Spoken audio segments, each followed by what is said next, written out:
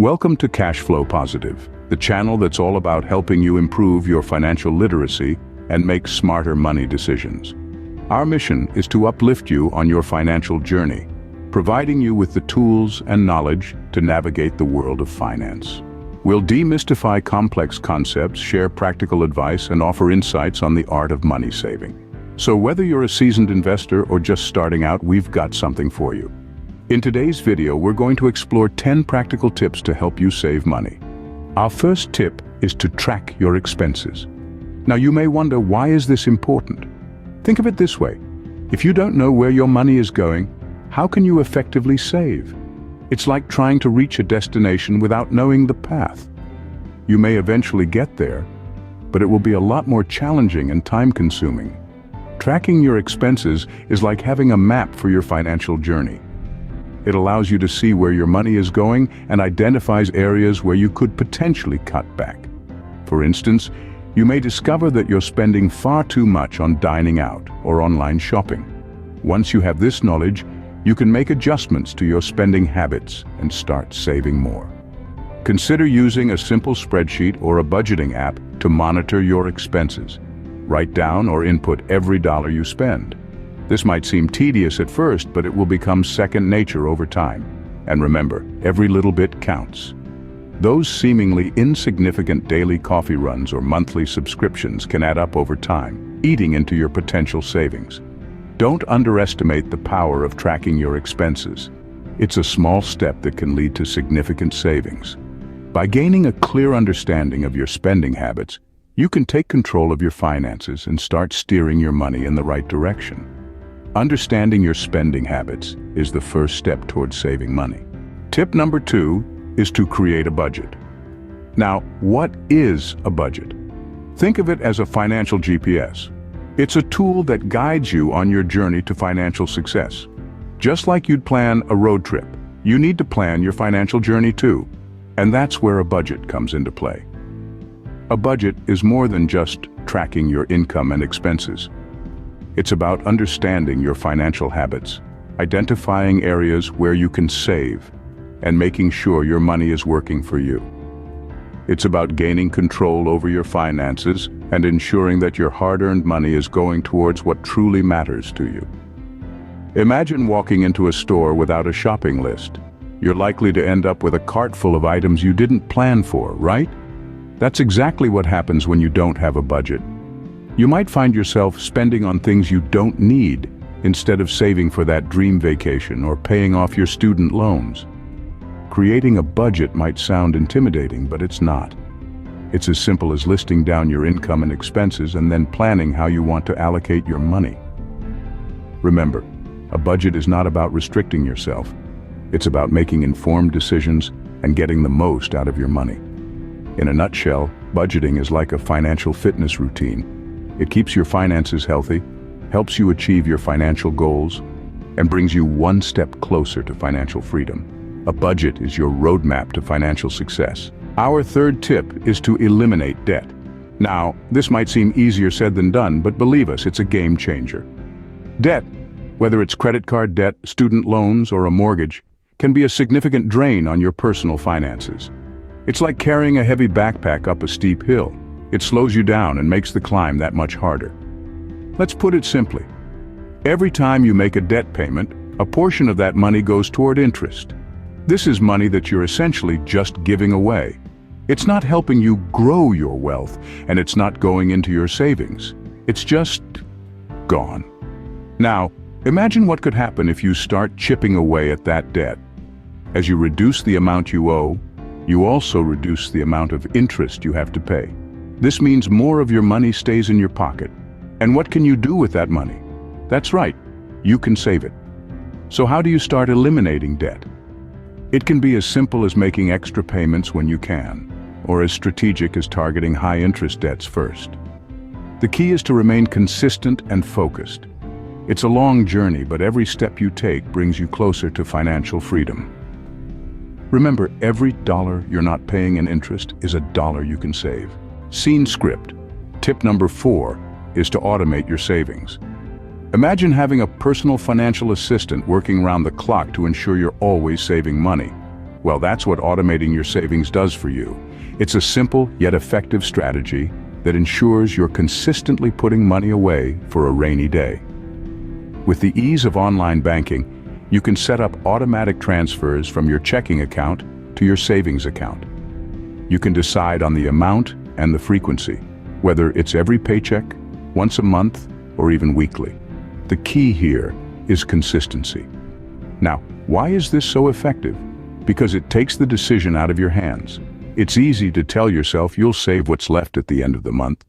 But let's be real, there's often not much left. By automating your savings, you're making sure that a portion of your income is saved right off the bat. It's out of sight, out of mind, reducing the temptation to spend. This method also helps in emergency situations.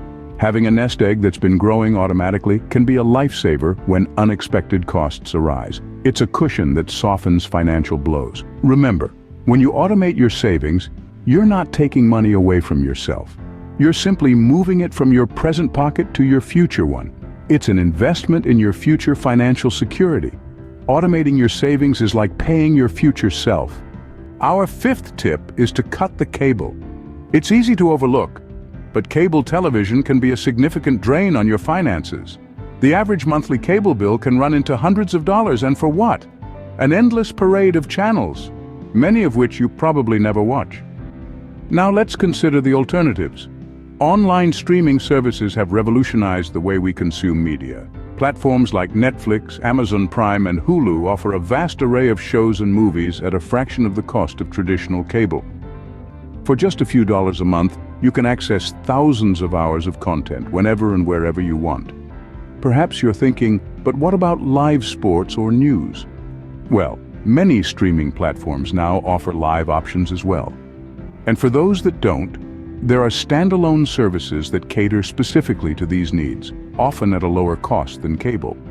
And let's not forget the sheer convenience of streaming. No more being tied to a TV schedule or dealing with clunky recording devices. You can watch your favorite shows on your own terms on any device. Just imagine, by cutting the cable, you could potentially save hundreds, if not thousands of dollars each year. That's money that can be put towards paying off debt, building an emergency fund, or even investing for the future. Cutting the cable can free up funds you didn't even realize you had. Tip number 6 is to cook at home. You might be wondering, how can swapping the occasional restaurant meal for a home-cooked one make a significant difference? Well, let's break it down. When you dine out, you're not just paying for the food, you're also footing the bill for the restaurant's overhead, the rent, the staff salaries, and other operational costs. And let's not forget the tip.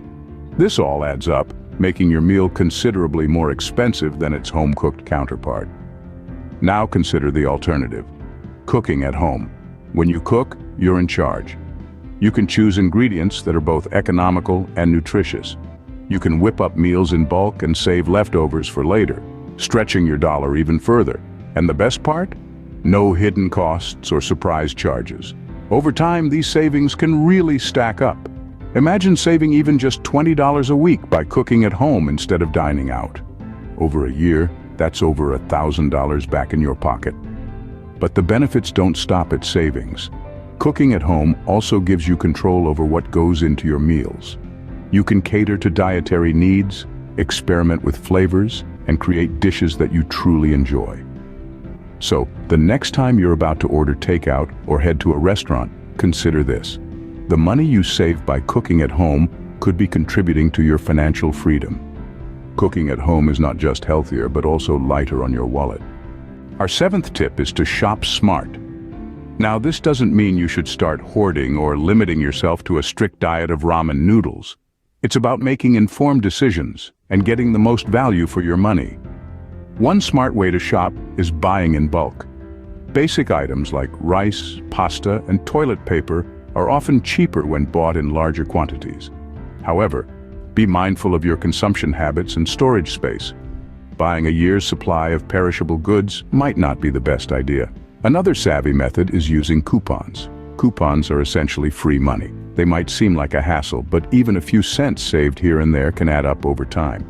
There are plenty of websites and apps that can help you find the best deals, so don't overlook this gold mine of savings. Lastly, Shop during sales. Retailers often have sales during specific seasons or holidays. Take advantage of these discounts to buy items you need or have been planning to purchase. Remember, it's not a bargain if you buy something you don't need just because it's on sale. These are just a few examples of how to shop smart. It's about being proactive and strategic with your purchases, rather than reactive and impulsive. It might take a bit of effort and planning, but the potential savings are well worth it. Smart shopping can make a big difference in your budget. So, why not start today and see how much you can save? Tip number 8 is to use public transportation. Imagine owning a car. It's not just about the price tag on the windshield. There's the cost of fuel, insurance, maintenance, and repairs.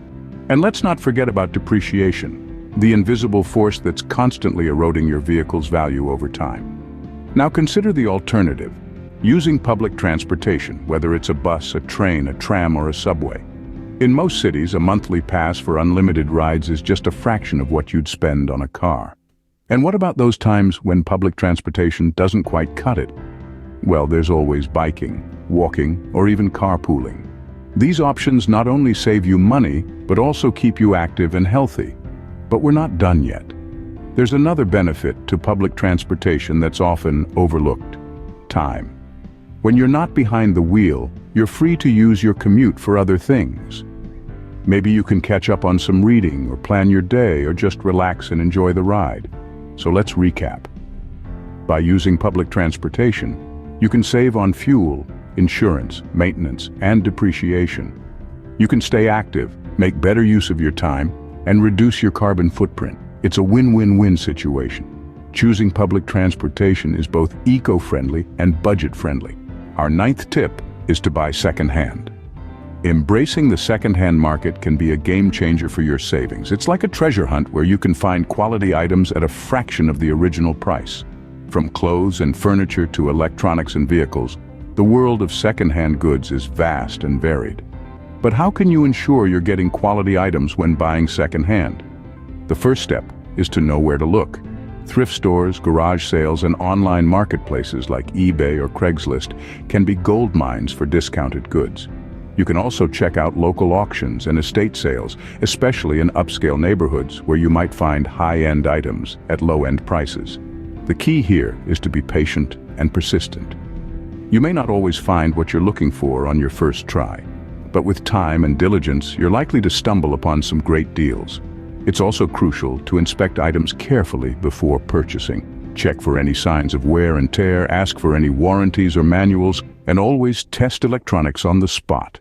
With clothes, check for any stains or damages, and remember that minor alterations can often turn a good deal into a great fit. Don't forget to negotiate. Sellers are often willing to lower their prices, especially if you're buying multiple items.